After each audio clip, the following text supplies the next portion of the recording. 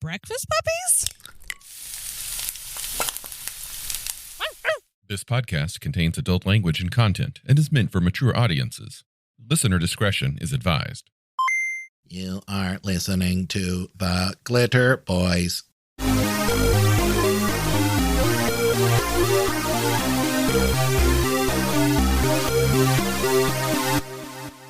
Palladium Books presents The Mechanoids Invasion, Book 3, Homeworld, by Kevin Siembieda. $7.50 goddamn cents.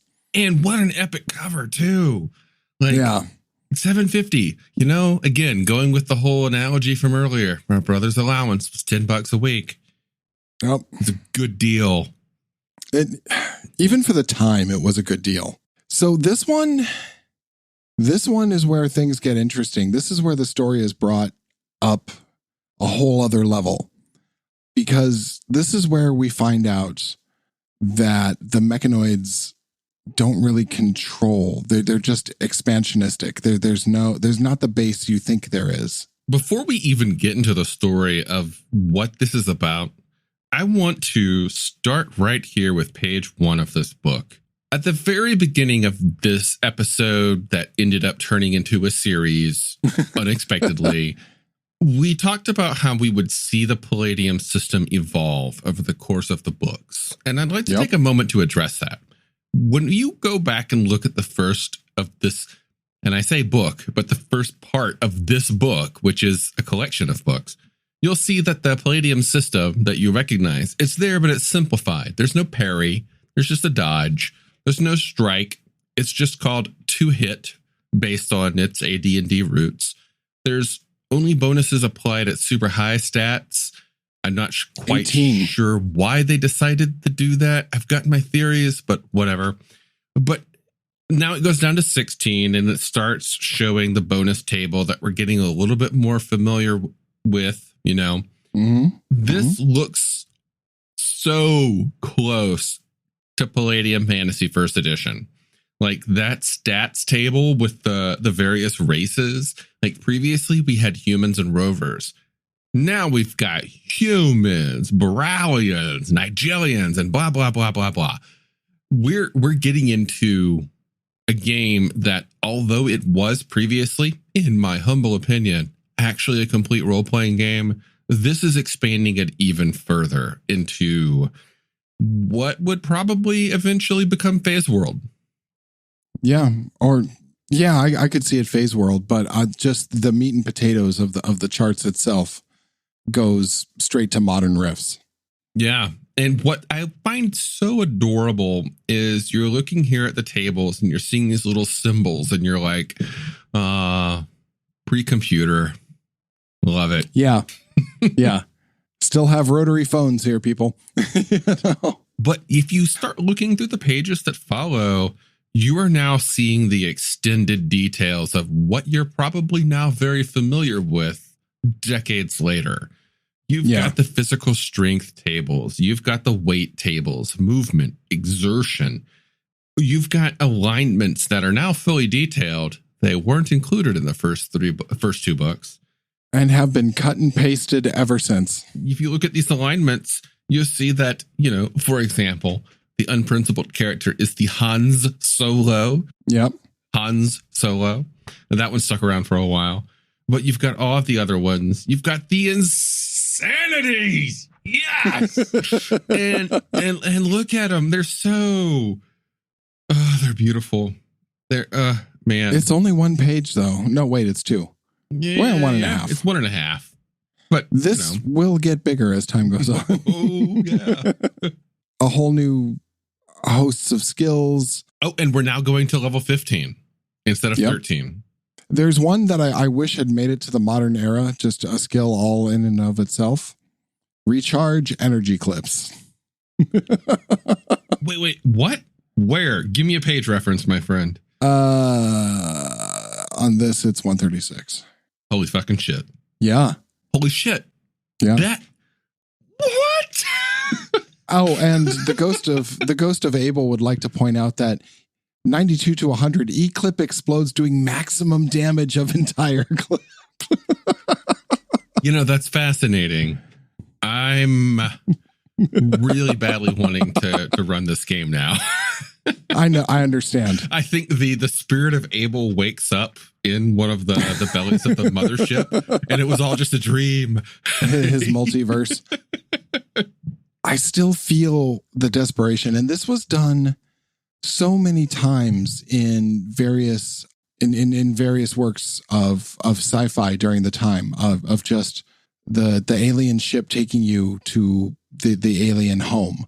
I mean, this is Contact. This is God, so many others. Fuck, Keith Laumer made his a ton of money out of writing this story in various ways. I don't think they had this before. We see hand-to-hand combat and then martial arts. Give me a page. What are you looking at? 138. Oh, wow. Wow. Okay. And honestly, yeah, it's pretty badass. It's way better than it is now. +3 to dodge your parry. And I mean, just, yeah, it's good stuff. Well, so this is, again, this is what I miss about old school Palladium. If you go back and look at the first edition fantasy game, which we will definitely talk about more, I would like to do a discussion about the comparison between the two, the first and second edition fantasy. Sure. One thing Fantasy First Ed did is it gave every single class its own hand-to-hand table, which looked a lot like what we're seeing here. Yeah. You got a whole bunch of new OCCs, some of which, as NPC was talking about, are still here. There was the electrical engineer. There was the mechanical engineer. There was the field scientist. Looks like it was pretty closely swiped over to Robotech. There are some tables in here which are new. The elective skills, it's showing you, I'm not sure what's going on there. Well, with first edition specifically, if you're familiar with Rifts, dear listener, then you're probably familiar with the skill notation of base percent of 20% plus 5 per level or something like that. In first edition fantasy, and also clearly here in the inspirational game Mechanoids, every single skill has its own table. It doesn't do the whole base plus X per level. It shows you its bases stretched out across all levels. If you go back to the first Mechanoids book, you'll see that every class has its various skills listed on a table of percentages for its levels. That's because that's what AD&D did. At the time, the Thief was the prime example of this. If you go back and look at the advanced Dungeons and Dragons Thief, well, and actually the basic D&D Thief and whatever, you'll see that their skill abilities were broken down percentage-based by level. It is absolutely obvious that that is what Kevin used as the inspiration for his entire skill system. Yeah. There's also a new... And this didn't last because it's too open-ended, but each OCC had an applied aptitude specialties, an AAS. An AAS is an intuitive and trained understanding of a particular area of study. So like sensory equipment, vehicles, theoretical knowledge, it gives a table by level of how much that goes up. And it's not a skill per se, though you use it like you would a skill check. It's if a thing falls in that category, you kind of get a shot to understand what's going on. And I actually like that, but I can see why it didn't make it because it's very, very open-ended. And the arguments to a lot of it could be made that everyone could do everything. So I see why they got rid of it. You know, it's interesting if you think about this and look at it from the perspective of us today in 2021. And I play a lot of games in what some of you, dear listeners, might know as the OSR, the old school Renaissance, where you have these characters that have assumed abilities, things that you don't really have to roll for, kind of stuff. This seems like an interesting middle ground between having to individually pre-pick your skills so that you're able to cover any situation that comes up in play, but also having a fallback. That's kind of what it reads like to me. I could be wrong. Like a fallback ability. Like if I don't really have a specific skill that covers this, I at least have an X ability of doing this based upon my class. Yeah. I'm not actually understanding how this works. So right after that, we get into some fantastic flavor text. I'll give you a first paragraph. For over 100,000 years, the Mechanoids ruled their galaxy and the 6 neighboring galaxies. Many were their achievements. Yet with each passing eon, the seeds of madness grew within them, breeding hatred, fear, and destruction. It created a race of merciless megalomaniacs with but 3 all-consuming purposes: expansion, knowledge, and the termination of all human life. The former 2, enabling them to execute the latter. Like, so you're talking a triple galaxy. These guys have been around a bit. They've knocked around a bit. This was still back in the day when Kevin understood the concept of the 3 or 4 sentence paragraph. I love it. Yeah.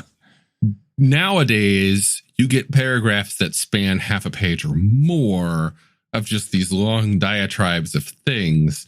But this is neat. It's concise. Mm-hmm. You can look at this page and see individual sections that need to be read, each encapsulating its own thought. I know that we rarely go into this subject, but I really appreciate this as an editor. One thing I really like about this is that what they did was they gave you all the information they could possibly cram into what the homeworlds look like, the races in it, what the installations were like, a lot of common defenses, how power systems worked, all of that kind of stuff. But they didn't define open scenarios. They didn't give you a lot of adventures. Instead, what they did was they gave you all the information that, well, not all, you can always ask for more, but they gave you a ton of information about the societies, about their interactions with each other, and about their environment. And then they left it up to you to play in it. And this is the kind of breakdown of societies and factions that, in my opinion, you don't see again until Nightbane.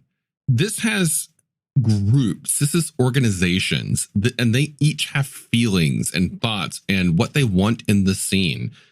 Nightbane takes it a big step beyond that and like fleshes them out with what they feel about each other. You don't quite get that here, but this feels like a living universe. This is very, very rooted in the 70s pulp sci-fi yet again, where the men who look like apes, you have men who are canid, you have dragon lizard people, you have bug people, you have gargoyle people, troll people. There's all kinds of different races in space. This could be an episode of Buck Rogers with a better special effects budget. Absolutely. Absolutely. And way better costume design. Yeah. Seriously. No, if you look at page, oh my God. Where are you? 157. Oh, yeah. There's a movie. I am the only person I know who has ever seen this movie, unless you're about to surprise me and tell me you've also seen this movie. But apparently it was also an MST3K. So anyway, this is a movie called Robot Monster. No, sorry. It's a really, really old movie. I think it was even in black and white era. And it's a sci-fi film about this group of like 4 or 5, attractive human space explorers who have to survive against some kind of a space monster. And the space monster is literally a gorilla suit with an old style diving helmet. What do we see here on this page? A gorilla suit with an old style diving helmet. It's beautiful. Oh, man. I like the Cybormen, not Cybermen of Doctor Who fame. You have the Cybormen because they are cyborgs, not cyber. Yeah, I get it. Because Cybermen itself had something of an expectation of, the convert people to Cybermen. And this is this is an alien race. Yeah. Yeah. You have, God, I swear, this was swiped for Halo. The Phi Warper? I guess it's Phi. Are you talking about the Krangs? Yeah, the slugs. I like them because they're very alien. They're not bipeds mixed with some sort of beast from Earth like most of the rest are. This is just an alien bug. Yeah, they definitely have that whole Quado thing going about them. Yeah. We have some more psionics. And then we get into my favorite part. We get into starships. All of the races have their various starships that they use. We should talk a little bit about the system. Actually, we kind of skipped over that. So your bold survivors fought their way onto the mothership. And the mothership took them back to the planetary base. And on this planetary base of the Mechanoids was this whole system, which had been taken over, I suppose, by these various factions out that weren't the Mechanoids themselves, the Borelians and the others. Now they all use their own tech and the Mechanoid tech. If I'm understanding that right, I believe I am. I think so. I did not go into deep reading on this because I was skimming this pretty hard when we got to the by the time I got to this part of the book. Thing is that you can buy all these spaceships. The prices, they're there, and right next to the the cost of a Protang warp drive, which is in the millions. You have binoculars times 5, 74. Well, before we even get there, we have random encounter tables for space travel. Yes, which we need because I like to run seat of the pants, so I appreciate this.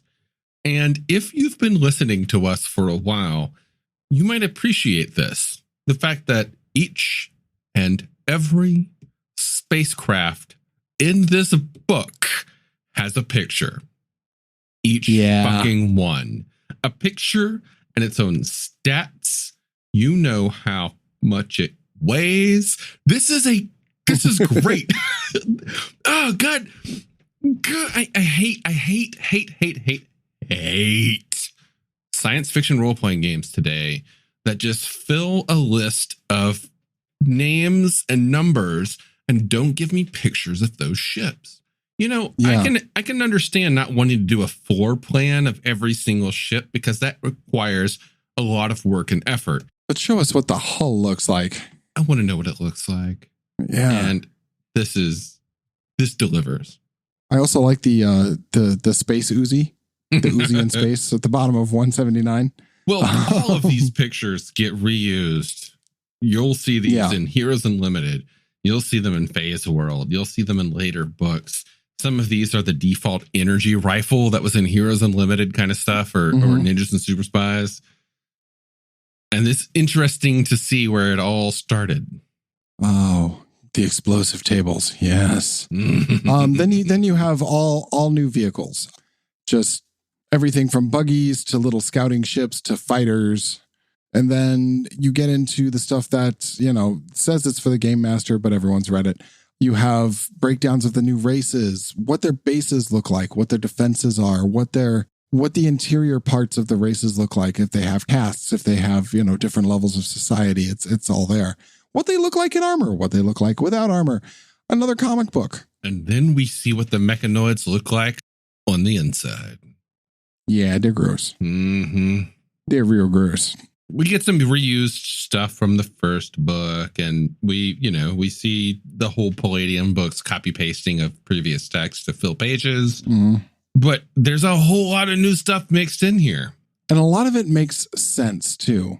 Like, not only do they give you let's say the Mechanoid base on page 200, they give you what it looks like underground as well. Have they planned escape tunnels? Where do they meet up in ways that the player characters won't be able to see from just looking? I mean, there's such a huge amount of floor plans and richness and just stuff.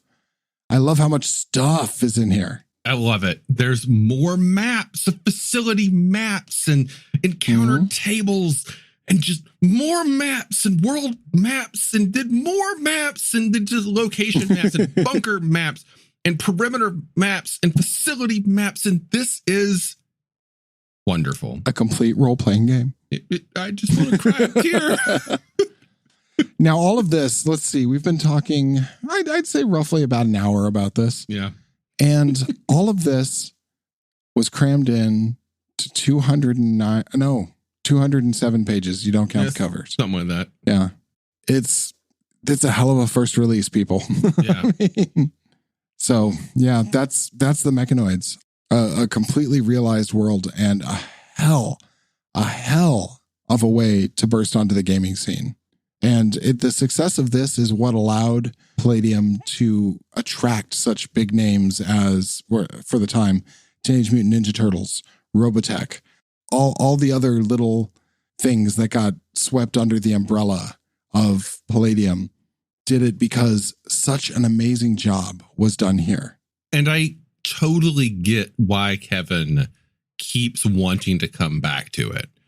If you've read The Rifters, if you've listened to us talk about the Rifters and the ones that will still to come for our future episodes, you'll hear the running gag of Mechanoid Space coming soon, which was Kevin's desire to take the Mechanoids and turn it into a new game using that material, expanding it further, giving it the phase world treatment. Yeah. And I think that's a cool idea. The joke is that he kept saying it's coming soon, coming next year, coming this summer, coming next spring, coming in a few months in every issue of the Rifter. I would love to see Mechanoid Space be an actual game.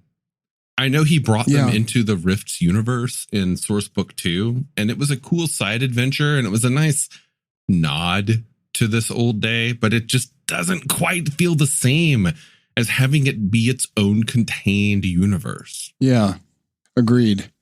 But, I mean, even the first one, you could, with minimal work, drag and drop it into Rifts. Well, the best part is, if you get this book, the Invasion Trilogy, again, the blue cover book has all three. It opens up with conversion rules. If you want to bring this into Rifts, good job. All the MDC conversions are right there for you. Yeah. Or you could just go to Sourcebook 2. But I would prefer to bring this into something like Robotech myself. I think that Robotech is already built for space combat and that kind of stuff. So just take some of the ideas, replace them with the Mechanoid stuff, update the MDC based on this book, and congratulations, you've got Mechanoid Space ready to go. Of course, the real question is, can an energy crystal power a Veritech? Well, would the humans of Gideon E have found Veritech in their, extra Jansport backpacks book or box? Because, come on, like... No, it's just battle cruisers. I think we've sung the praises enough. If this hasn't been enough to sell you on the Mechanoids, I don't know what will. But if you're like us and you have a long-term interest in not only playing games, but have kind of had a hankering, well, you've done this, but had a hankering to create your own game, this is required reference material. You need to read this. This is something you should own and you should look at because it is exactly how to do it right. I 100% agree with this. Mechanoids is an early pioneer of the role-playing game industry, doing things right. And the hard way. We don't have to do it this way anymore. Like he took money from a friend and had to publish a thing and get, 1,000 copies or more because of the way that offset printing has always worked and so on. Now it's so easy to... You have Drive-Thru RPG. Yeah. I mean, 5th Ed will let you do it in there, You don't have to sit on inventory anymore. You don't have to order a print run. You can just put it on Drive-Thru, set that thing to perfect bound, and then the customer can see your book, say, I want a print copy of that, and they can order it, and your publisher will print that for them and ship it right to their house. No warehouse required. We live in the future, my friends. If you want to create an RPG, think about all you want to do. Go back to the old school. Look at how they used to do it. And think, can I do better than that? Yeah.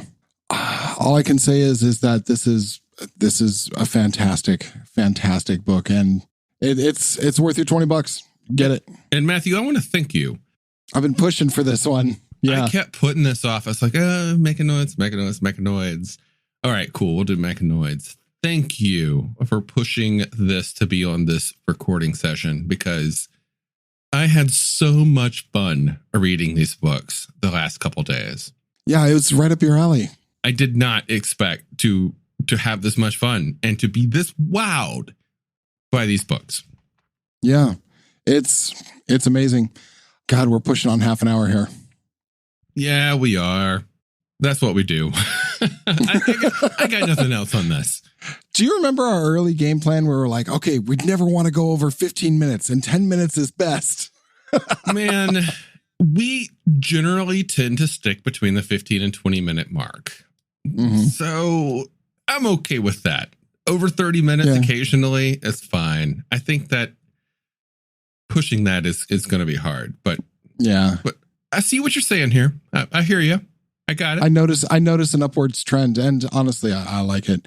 If you like the new longer format, let us know. You can either go directly to our website, glitterbois.com, or you can just leave a comment on whatever one of the freaking 100 things we're out there on. And if you want to support us in a new, fun way, well, we got something for you. We've got merch. That's right. You can have our proud logo on anything from a coaster to a purse to, like I do, a beautiful, beautiful t-shirt. You can also have it on your butt. Just order the leggings. They're fantastic. All right. Well, that's about all I have to say here today, folks. Thank you so much for joining us. I hope you stuck through to the end of this one, because I have a lot of love for this particular series, and I'm really glad we got to talk about it. Yes. Thanks for sticking through, and we'll catch you next time.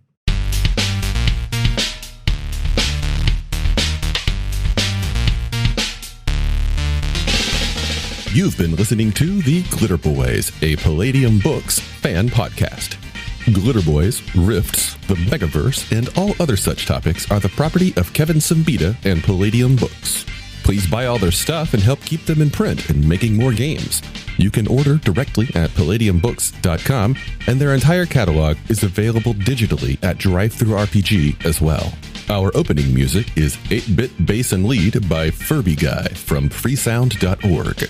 This closing music is Caravana by Philip Gross, available at freemusicarchive.org. All sound effects used are self-made or acquired via Creative Commons Zero license. If you like what you have heard, find us on Twitter and Facebook as The Glitterbois. That's BOIS. And check us out online at breakfastpuppies.com/glitterbois. And also join us on the Breakfast Puppies Network Discord at breakfastpuppies.com/discord. And if you want to help us out, please spread the word and help us build a community. Thanks again for listening. We'll catch you next time.